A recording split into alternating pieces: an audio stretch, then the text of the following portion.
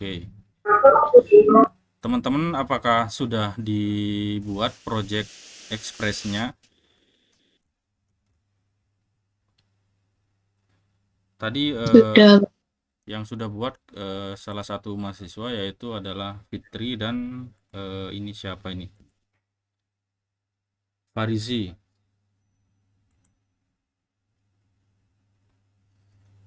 Oke, sudah ini teman-teman.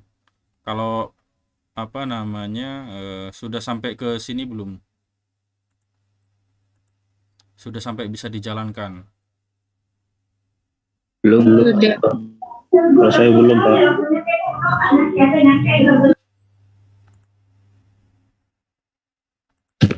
Oke, nanti ada tugas teman-teman. Di akhir nanti ada tugas. Teman-teman nanti silahkan dibuat sesuai dengan ada yang video aja dulu. Apa namanya starting dulu. Apa projectnya basic dulu teman-teman. Jadi datanya itu statis terlebih dahulu. Jadi datanya itu ditulis di script dahulu teman-teman. Belum nyampe ke database. Yang terpenting teman-teman sudah bisa menginstal Express.js menggunakan apa namanya npm. Jadi Expressnya ini berjalan di atas Node. Kemudian teman-teman apa namanya saya sarankan menggunakan NodeMoon. Karena kalau kita tidak menggunakan NodeMoon teman-teman, oke nanti jadinya seperti ini. Saya Ctrl C, node index.js. Ini kalau kita tanpa menggunakan NodeMoon.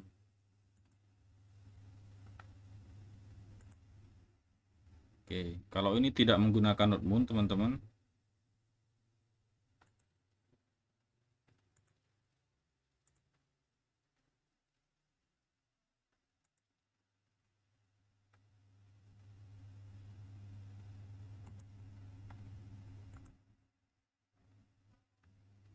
Nah, kalau saya tidak menggunakan NodeMoon, misalkan di dalam scriptnya tersebut ada perubahan, misalkan saya tambahkan begini, apa namanya,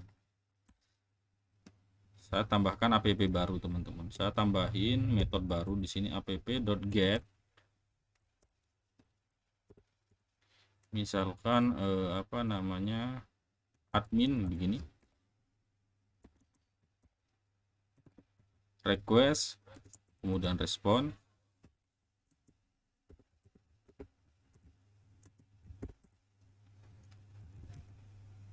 Kita kirimkan respon, kemudian kita kirimkan data di sini.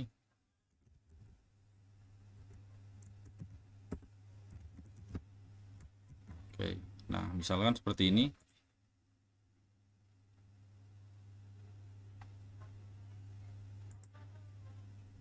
Tes. Ada suaranya nggak teman-teman? Ada, Bapak. Oke, Ada, Pak. oke. Ada. Nah, misalkan ini sudah disimpan teman-teman. Ketika ini sudah disimpan, ini saya jalankan route yang baru.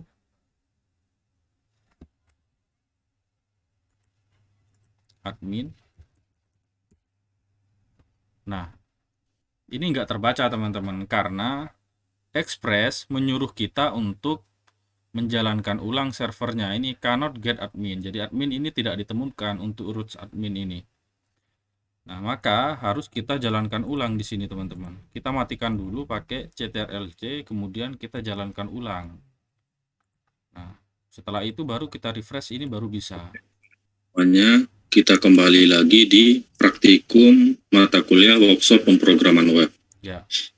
Pada pertemuan kali ini di setelah UTS, setelah kita membahas lebih banyak tentang PHP, bagaimana cara membuat fungsi create, Abid tolong di update, dulu.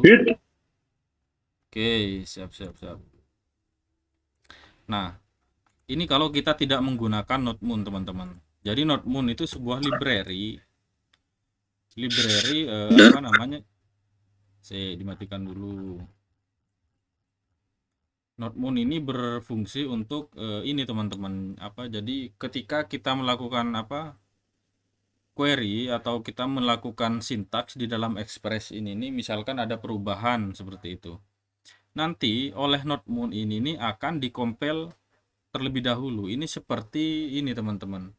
Kalau teman-teman pernah pakai Firebase atau Socket.io, jadi dia real time. Tapi kalau Socket.io itu datanya real time, data dari database itu bisa real time ke dalam klien gitu. Tapi kalau NodeMoon ini gunanya adalah real time syntax ke dalam compiler teman-teman. Jadi otomatis langsung dikompil gitu. Tapi kalau kita tanpa menggunakan NodeMoon, ya harus kita compile ulang. Compile ulang caranya harus menjalankan ulang, dimatikan dulu servernya baru kita jalankan ulang gitu. Nah, kita ini coba matikan. Saya matikan, saya gunakan NodeMoon. NodeMoon npm start seperti ini. Nah, misalkan di sini ada perubahan teman-teman. Saya ganti data stringnya di atas ini.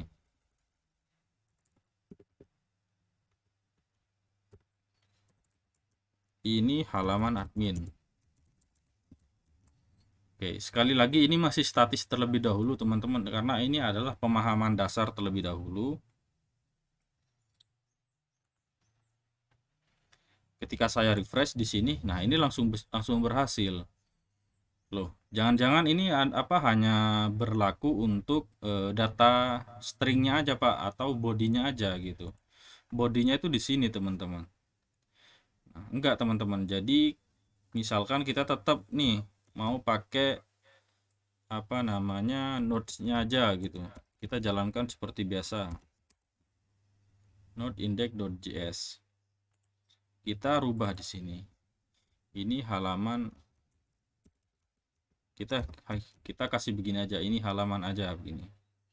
Setelah kita refresh, ya ini bisa, tapi yang kata admin ini tidak berubah teman-teman, tetap ada gitu, karena ini belum di compile ulang gitu sama nodesnya. Jadi kita harus matikan terlebih dahulu, kita jalankan ulang gitu, baru di sini akan bisa berubah. Nah, fungsi dari NodeMoon ini memudahkan kita dalam melakukan compiler teman-teman. Saya matikan di sini, saya akan gunakan NodeMoon. Nah, di sini sudah jelas diberitahu oleh NodeMoon-nya. NodeMoon akan melihat, akan membaca semua ekstensi dengan ekstensi .js, mjs, dan json teman-teman. Jadi semua file yang ada ekstensi ininya ini nanti akan dicompiler gitu, dan akan mengcompiler semua patch dengan ekstensi titik ini. Bintang titik bintang ini adalah secara keseluruhan teman-teman. Nah, kalau mau merestart teman-teman, misalkan nih ketika kita mau melakukan perubahan script atau kita nambahin script, loh kok ternyata nggak ada perubahan gitu, kita bisa langsung merestart tanpa mematikan servernya. Kita diminta untuk merestart at any time. Untuk merestart kapan saja, silahkan ketikkan perintah rs di sini. Rs, kita klik enter. Nah, ini akan direstart gitu. Jadi tanpa kita matikan gitu, teman-teman. Oke, ini saya restart. Oke, berikutnya teman-teman, ini nggak bisa ditutup ya. Oke, berikutnya ini saya buka lagi di sini. Nah, ini saya hapus teman-teman.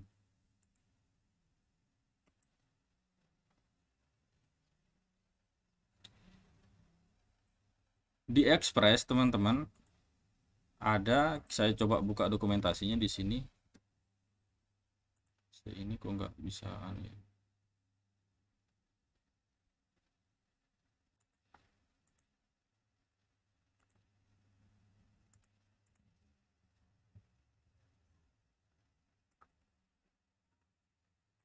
Nah, begini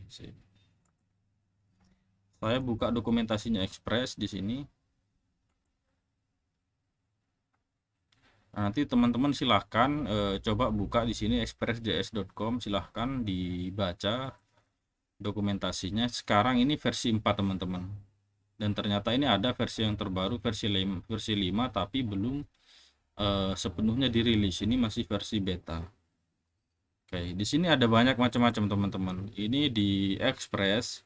Nah, ini macam-macam, bisa menggunakan router, static, stack, dan unrail LAN coded. Nah, ini application ini teman-teman. Yang kita gunakan tuh di sini, app ini loh.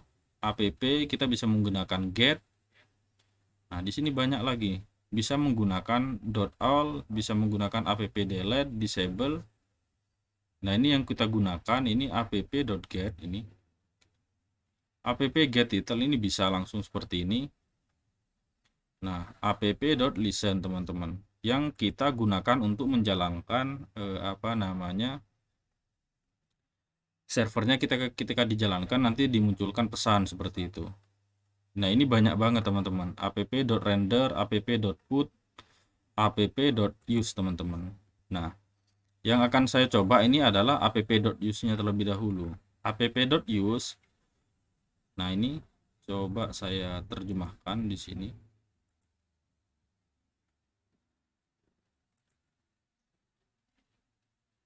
Bahasa Indonesia. Nih. app.use ini sama halnya dengan fungsi middleware teman-teman, yang bisa menentukan atau memberikan jalur fungsi yang kita tentukan. Nah, ini adalah argumennya menggunakan path dan callback. Oke. Nah, jika di callback ini teman-teman, nah ini kita bisa tanpa menggunakan routing seperti ini. Biasanya pada Express fungsi use ini digunakan untuk ini teman-teman, jika halaman tersebut tidak bisa diakses atau misalkan halaman tersebut masih dalam tahap maintenance seperti itu. Jadi maksudnya routingnya itu diarahkan ke use terlebih dahulu. Saya contohkan di sini. Saya pastikan rekamannya ini masih berjalan. Oke. Nah, misalkan kita halaman ini sedang di maintenance teman-teman. Kita tambahkan app.use.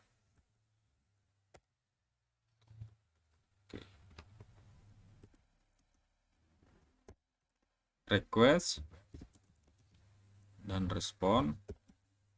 Kita kirimkan respon di sini.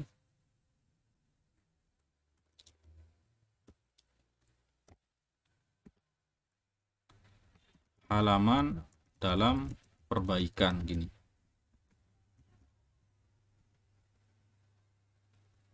Oh, sorry, ini kurang ini. Oke, ketika dijalankan seperti ini teman-teman, yang dibaca pertama kali ini adalah app.use-nya. Ini coba saya jalankan di sini. Nah, halaman dalam perbaikan.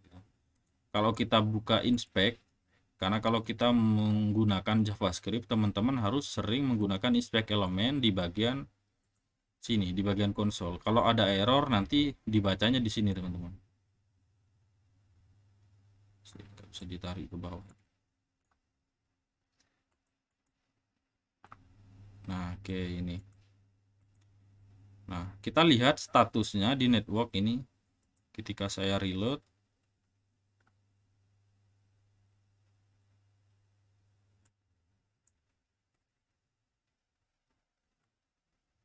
Oke. Nah, ini halaman admin statusnya 304 teman-teman. Nah, ini sebenarnya sudah benar gitu, tapi untuk memberikan penegasan bahwa halaman ini adalah ketika sedang diperbaikan, atau halaman ini misalkan dimunculkan ketika rootnya itu tidak ditemukan. Rootnya itu maksudnya URL-nya teman-teman, URL yang ini nih. Misalkan URL yang ini tidak ditemukan gitu. Nah, misalkan seperti ini. Misalkan ini tadi kan di sini routing untuk adminnya sudah kita hapus teman-teman. Routing untuk adminnya kan sudah kita hapus.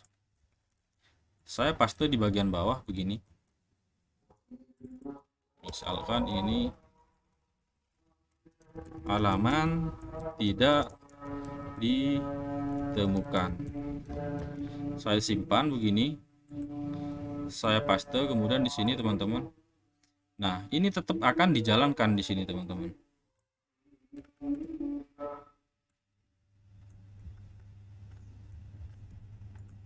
Saya tutup ini. Nah, ini akan tetap dijalankan gitu. Karena fungsi .use, app.use tadi ini akan dijalankan ketika routes-nya ini, ketika URL-nya ini tidak ditemukan. Misalkan saya ganti dengan kata sembarang begini. Nah, ini akan dijalankan gitu. Nah, misalkan saya masuk ke root di bagian utama teman-teman. Nah, otomatis ini akan masuk ke root utamanya yang di sini, yang kita buat tadi, halo ini. Nah, misalkan saya buat baru nih di sini nih, admin. Ini halaman admin. Saya simpan. Yang sebelumnya tadi admin ini tidak ditemukan, teman-teman. Karena admin ini sudah kita definisikan routes-nya ini. Nah, maka ini akan terbaca. Ini adalah halaman admin. Misalkan saya mau ganti ke user, karena user ini routes-nya tidak ada, maka yang akan dijalankan ini harusnya adalah app.use-nya. Ini teman-teman, halaman tidak ditemukan. Oke. Kemudian ketika kita inspect di sini teman-teman. Nah, ketika saya inspect di sini,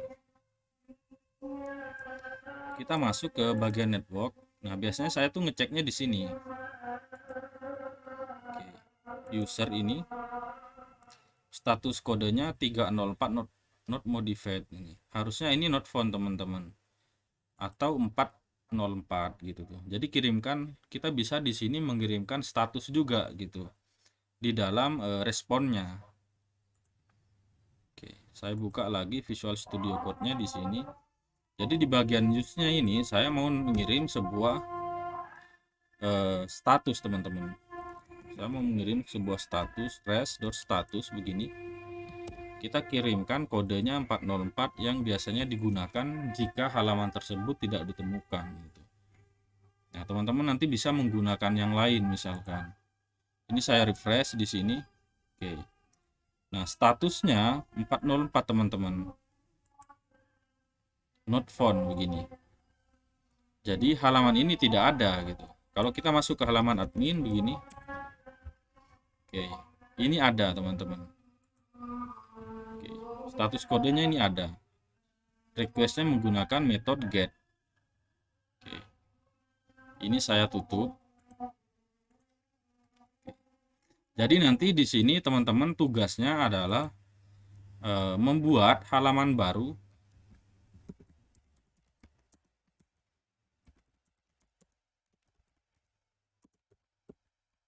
Membuat halaman biodata.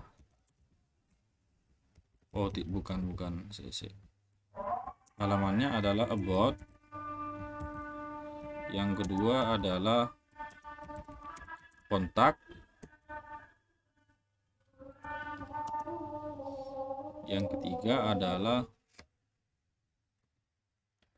ini teman-teman, bukan help, about, kontak, dan ini. Atau dua aja dulu teman-teman. Yang penting nanti teman-teman bisa. Nanti silahkan teman-teman modifikasi sendiri. Oke.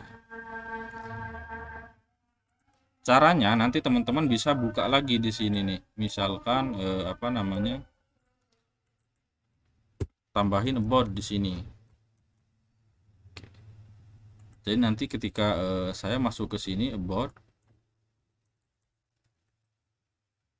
Nah, ini adalah halaman about. Ini datanya belum saya ganti. Oke, saya simpan begini. Nah, ini adalah halaman about. Misalkan di tugasnya ini kan ada lagi nih teman-teman, kontak. Nah, ya kita tambah baru aja di sini. app.get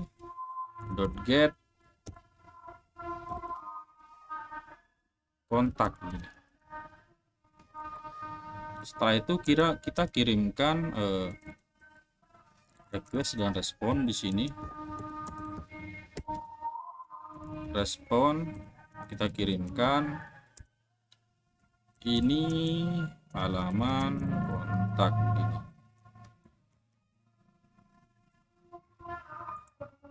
Ketika kita akses di sini kontak begini. Nah, ini sudah ada teman-teman. Ini halaman kontak. Nah, rekamannya ini nanti saya upload teman-teman. Nanti misalkan kalian butuh contoh, nanti silahkan ditonton aja, atau teman-teman bisa langsung cari saja di sini referensinya. Ini banyak teman-teman. Oke. Kemudian di sini ada apa namanya sintaks yang namanya request dan respon. Request ini beda dengan respon teman-teman. Respon itu akan mengembalikan gitu.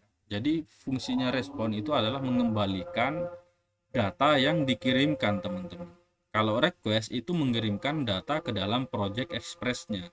Tapi kalau respon itu adalah mengembalikan. Maksudnya mengembalikan itu ini teman-teman, mengembalikan ini ke user gitu. Kalau ini mengirimkan ini ke respon gitu. Nah, nanti silahkan teman-teman baca lagi di apa namanya di dokumentasi di express.js. Oke. Nah, ini adalah routingnya teman-teman. Nah, di sini ada juga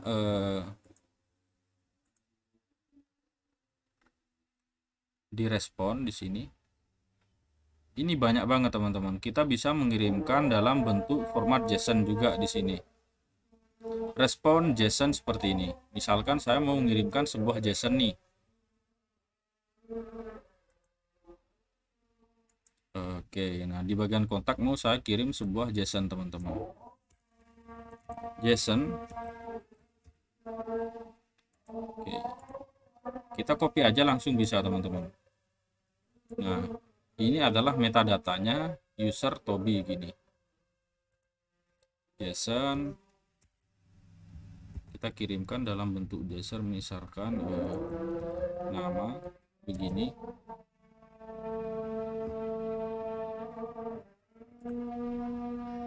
Oke, tanpa status juga bisa ternyata. Namanya misalkan Jack begini. Jadi di kontak ini nanti isinya adalah JSON gitu. Nah, ini datanya sudah berbentuk sebuah JSON teman-teman. Oke, di sini juga ada teman-teman, kita bisa mengirimkan sebuah file. REST send file gitu. Maksudnya nanti kita bisa mengirimkan file apa aja gitu. Misalkan mau menampilkan sebuah file gambar atau PDF gitu. Nah, atau kita misalkan membuat sebuah dokumen HTML di sini. Oke, misalkan saya buat dokumen HTML di sini teman-teman. About misalkan begini. .html.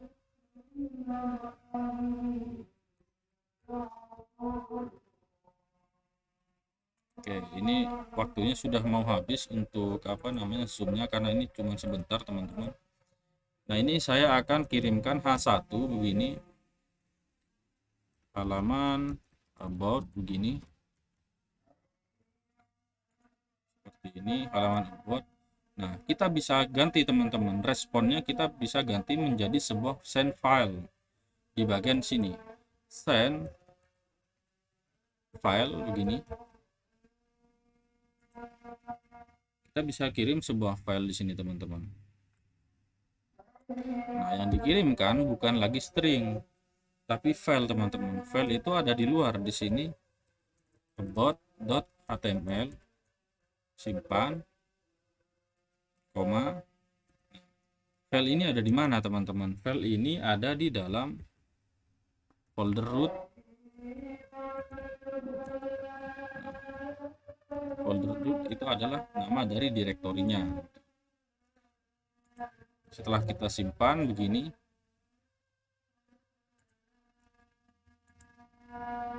kita masuk ke about. Nah, ini sudah berupa halaman HTML yang kita buat tadi teman-teman. Nah, misalkan saya mau nambahin bootstrap nih di sini nih. Bootstrap. Saya ambil templating dari bootstrap.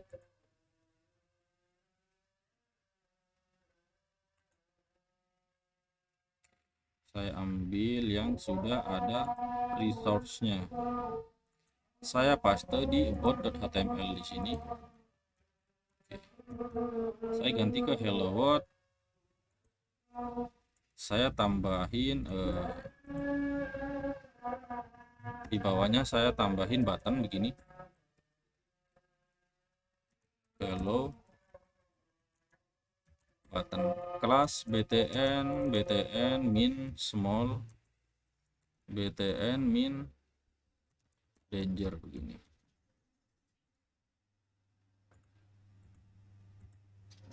Nah, ini sudah berupa halaman dengan resource dari Bootstrap, teman-teman. Jadi di Express juga bisa melakukan hal seperti ini gitu.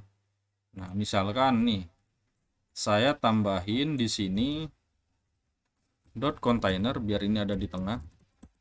Saya letakkan di sini. Kita refresh. Nah, ini sudah berada di tengah, teman-teman. Jadi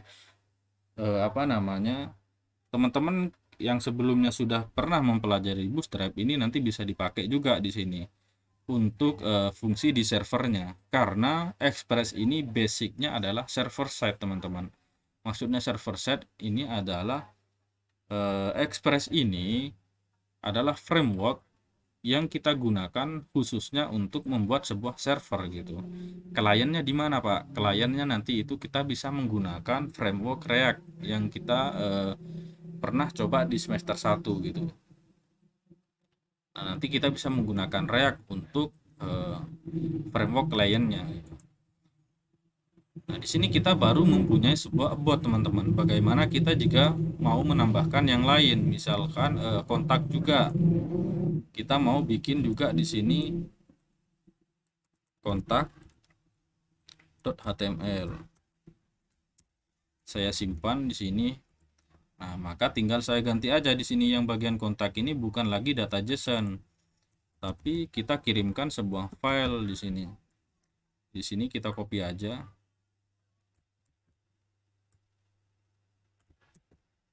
Kita ganti kontak begini. Oke. Ketika kita masuk ke bagian kontak, not choose file or directory. Kontak. Oke, sorry namanya salah di sini. Kontak. Nah, begini. Ini juga belum kita ganti. Halaman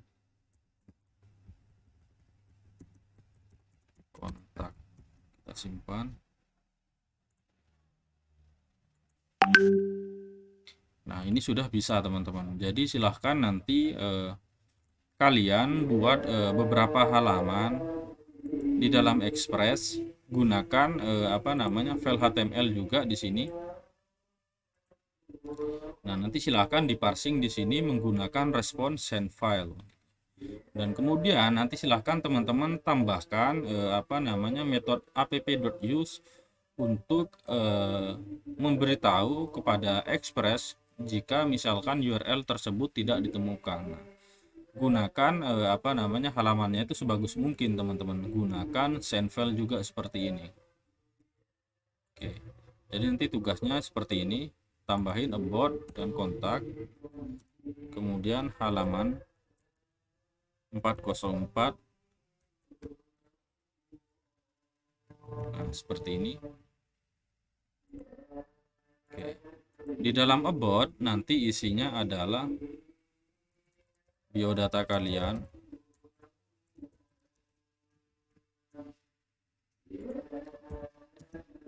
kontak ini nanti isinya adalah detail sosial medianya.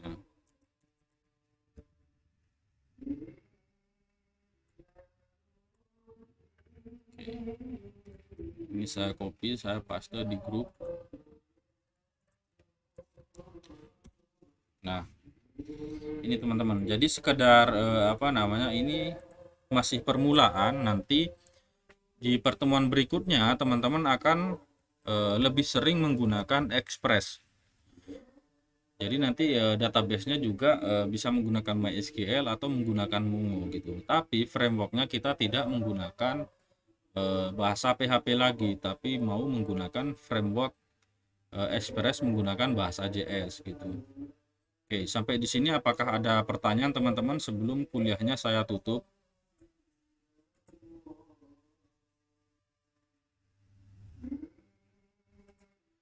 Oke. Oke, kalau tidak ada pertanyaan, materi kali ini sudah saya rekam, nanti saya kirim ke YouTube. Nanti silakan teman-teman, misalkan butuh referensi untuk yang sudah kita bahas tadi, nanti silahkan kalian cek di situ. Jangan lupa nanti tugasnya ini